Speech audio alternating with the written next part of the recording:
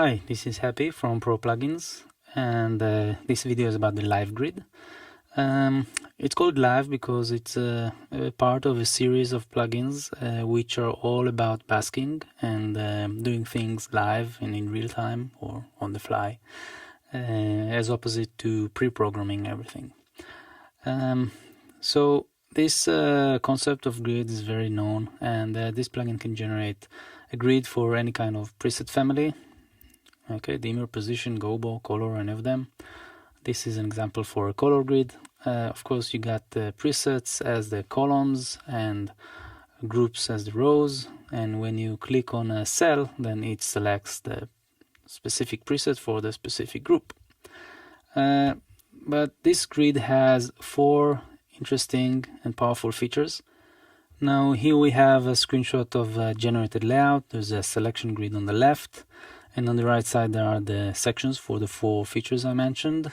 This is the scenes section, where you got buttons for each scene, and you can store and recall scenes. You have auto-generated appearances, and there are subgrouping section here, and you can see here in the example that there is more than one preset assigned for each group.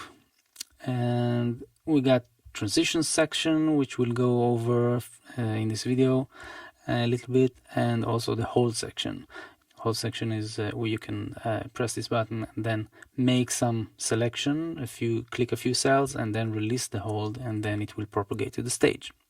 Okay, now let's head over to the GrandMA software and see it in action. We got here 3 grids that I generated: the position grid, a focus grid with some zoom presets, and of course the color grid. And let's start with just making some selection, and let's do this also.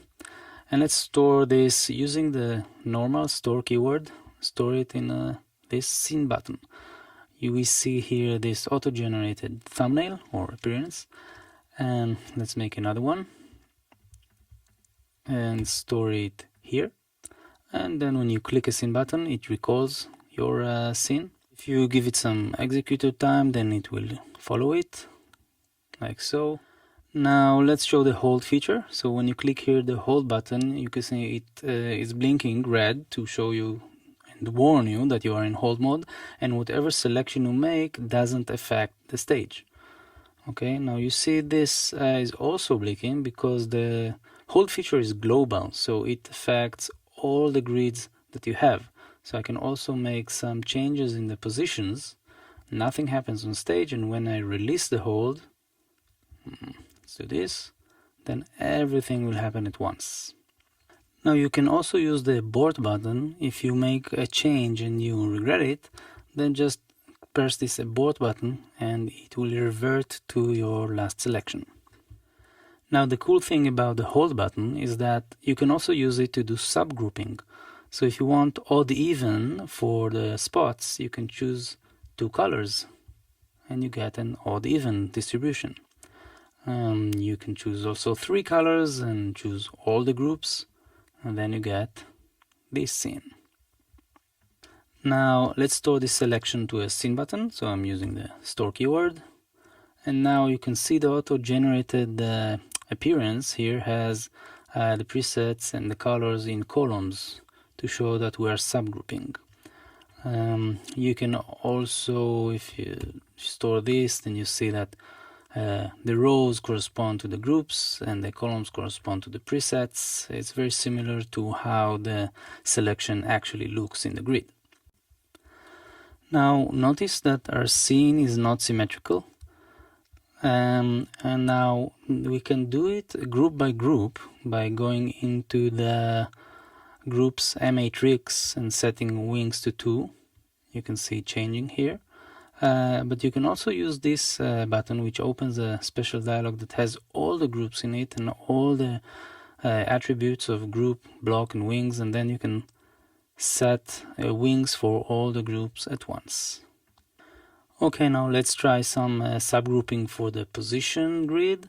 Let's work with the 1 color and take them to the blinds position.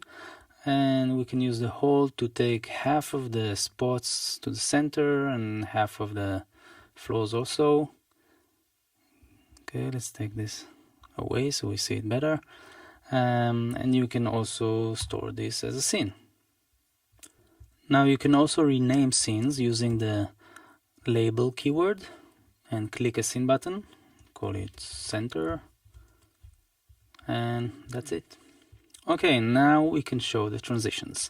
So this is the transition section.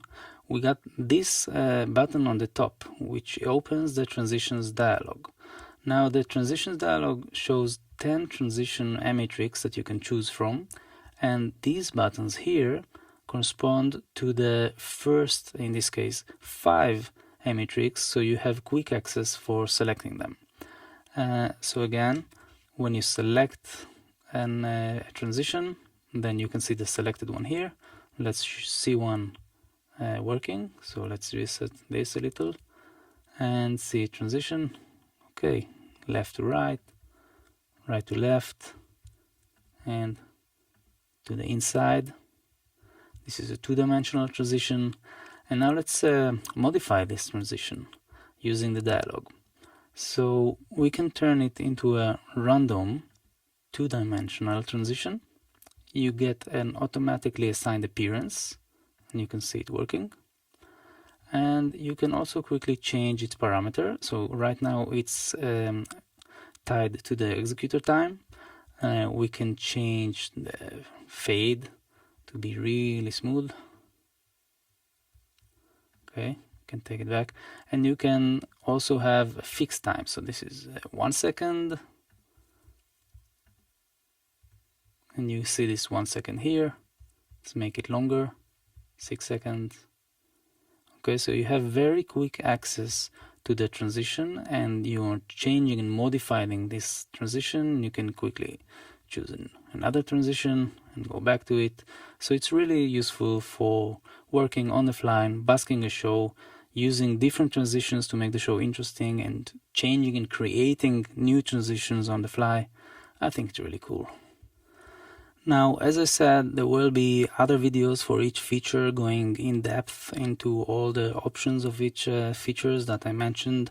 There's a lot to talk about here, and about subgrouping and installation, configuration, uninstalling the plugin, and I guess there's a lot of stuff to talk about. I'll do it in separate videos, so it will be easier to find later on. Now, before we finish this video, which is the overview of the plugin, I just want to show you this config layout. When you press this icon, you get a config layout where you can access the configuration, and you have some more actions here, and you have here actually the presets and the groups that you configured for this specific grid, and more options, which we'll talk about in another video. But I wanted to show you that there is a sequence here. And actually, this grid works with a single sequence. There's no sequence per group. And how this plugin works is that every selection that you make creates a new queue in this sequence. So we actually, during this tutorial, we created 222 queues. There will be a video explaining why this method is needed, what are the benefits from it. And don't worry about it. After you start MA3, or if you regenerate, then these queues are reset, and then you go back to having one queue, so there's no danger of overflowing this sequence. But I do want to say that this plugin should be used only from version 2.0.2, which is the latest currently, and this is because MA fixed a bug which enables transitioning between queues when you have a long execution time. So as you can see, there's like several queues fading in at the same time, and this is only possible after MA fixed that bug. So it's recommended to use 2.0.2. That's it. See you in the further videos.